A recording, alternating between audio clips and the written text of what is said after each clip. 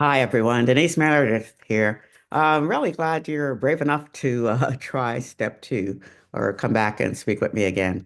Hope you thought about what we talked about last time and thinking about internalizing it a little bit. When has this happened to you? These microaggressions, what I call insults. When has it happened to you? How did you feel at the time? And we're going to go through, and if you come to my Mastermind will really delve into solving that issue for you. But today, I'm just going to give you a taste, sort of a teaser of, to me, the next step. Okay, it happens to you. Boom. What do you do next? What do you say next? But today, we're going to talk about what do you think next? Because that's the first step you have to take, thing you have to do. Aggression hits you in the face. What do you think? And there's a lot of different ways that people think about it. And a lot of it depends on your upbringing, your mindset, your confidence, etc. I grew up in New York City, and there were 8 million people there when I was growing up. So I feel exposure is a major part of how people react to something.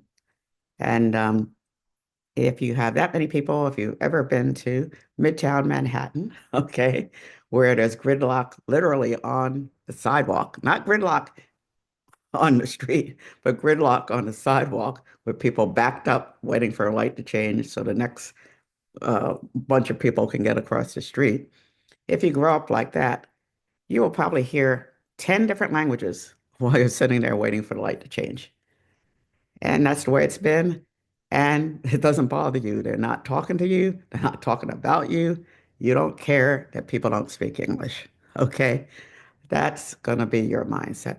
Whereas if you're from somewhere else and you never hear people speak anything but English, and you may be a little resentful of people coming in and speaking something else around you when you don't know what they're talking about. And one, I don't know why you would care. That's another thing about New Yorkers. We are definitely in the mind your own business mindset. So, one, we don't care what they're talking about. Okay, no, they know we're not talking about us, so we don't care. So that's the way it is. So that's one way to approach it, and one way to think about it, which is not to think about it. Okay, is that the most effective way to deal with the problem? No, but that is one thing that sort of comes to mind about why people react in certain ways to aggression. And also why people are the aggressor. Okay, a lot of that depends on their background and how they grow up and what they're used to. And you are different. And that's what I talked about in this whole mastermind of from microaggressions to macro success. They haven't seen somebody like you before, don't know how to react to somebody like you before. They make assumptions. To me, that's the worst thing in the world, is making assumptions about people. And there's a movie that you should watch on cable TV right now called about Unstoppable. And it's about a kid right here in Arizona, where we are, who won championship in wrestling, and he only had one leg. But he said why he stayed in that sport and why he talks to people about that sport is because people look at him and they think about what he doesn't have and what he can't do. And that's what happens from the person that's on the aggressor side. They look at you, somebody different. You're male where men shouldn't be. You're female where they don't expect women to be. You're African American doing anything. Okay. So they have a stereotype in their mind about who you are. They don't know who you are, but who you are, and based on their stereotypes of what they've grown up with, what people have talked to them about. And they haven't been exposed to anybody like you. So all of that is going through their mind when they say something very, to them, probably innocent, like on an airplane, why are you putting your bag up there? That's for first class people. Okay, has that happened to you? It happens to me a lot. So let's talk about what you should think about them. Okay. So, one, realize what their background is and what they're coming from.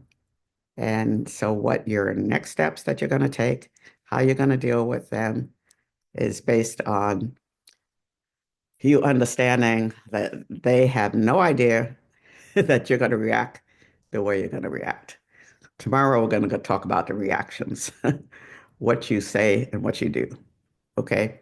They have no idea how you're going to react because they don't see any problem with asking you what you're doing there. You don't belong. We haven't seen anybody like you. We don't think you can do whatever it is you're supposed to be doing or trying to do now. And boom, they just say it. Okay. One, they don't expect, they don't see anything wrong with it. And two, they don't know what to expect from your response. And they may be very surprised at your response. And that's when things escalate. So we'll talk about that tomorrow. So again, think about, and all of us have some kind of stereotype or prejudice in our mind. Doesn't matter what color, race, gender, whatever you are, you have some. I was watching the inauguration the other day, a prime example, and you saw Barron Trump probably for the first time. They've kept him hidden for a long time. And probably maybe the last time you saw him, he was like 8 years old or something. And now he's 6'7". So all the newspapers, media, TV, all they talked about was what the hell happened to him? What's with him? How can he be 6'7"? Where did they get that kid from? What all of these projections on this person that nobody knew except that he stood above everyone else, literally, at the inauguration. And so people's minds are running and probably mostly not positive thoughts about this kid. Okay. So can you imagine what kinds of things people say to him? Think about it. Just think about it. What do you like his dad or don't like his dad or politics or any of that stuff? Just think of him as an individual walking down the street. Think about the microaggressions that he encounters every single day. Okay. Some of us are not in that space, but I think all of us, or almost all of us, unless you're a supermodel or something, and they probably get enough remarks as well, probably worse remarks than the rest of us. But in general, it can be something like just people think you weigh too much. Okay, know nothing about you, but they assign certain positions in life, certain capabilities with how you look. And then you add how you look to where you are, and they don't think you belong where you are. That's where the problems start. So think about that. Why don't today you post your own uh, opportunities where you've accidentally uh, watered a microaggressor? Let's take a different stab at it. Look at it from your point of view. So what things do you react to? And you can be honest about it because we all have something. You don't like people with red hair. Okay. You grew up on these fairy tales where the people with red hair were witches or dangerous or something like that. Whatever it is, identify it. So when you start thinking about your actions, your reactions to people, maybe give you a little bit of sense about their reactions. It doesn't justify their reactions. We're not justifying your reactions. Tomorrow or next time you tune in for this, we're going to talk about what you say and what you do, because that really sets the tone for the entire experience that's happening. And there are a lot of ways you can react, a lot of different things you can do, a lot of things you can say.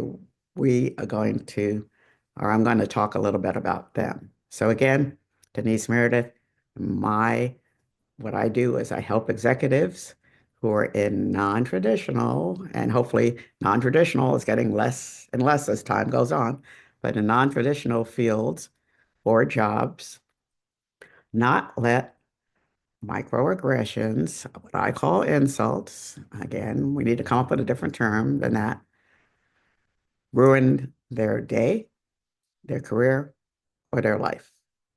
Tune back in. And also, in the meantime, take down my email, Denise, Denise, at Denise Meridith. If you spell Meredith right, all I tell people is two I's. So it's MERIDITH.com. Denise at DeniseMeredith.com. And let's make a date for a 15-minute talk about what's happening to you, or maybe what you're doing, and see if maybe what I do can help you resolve that problem that's impacting your life. Thank you for tuning in.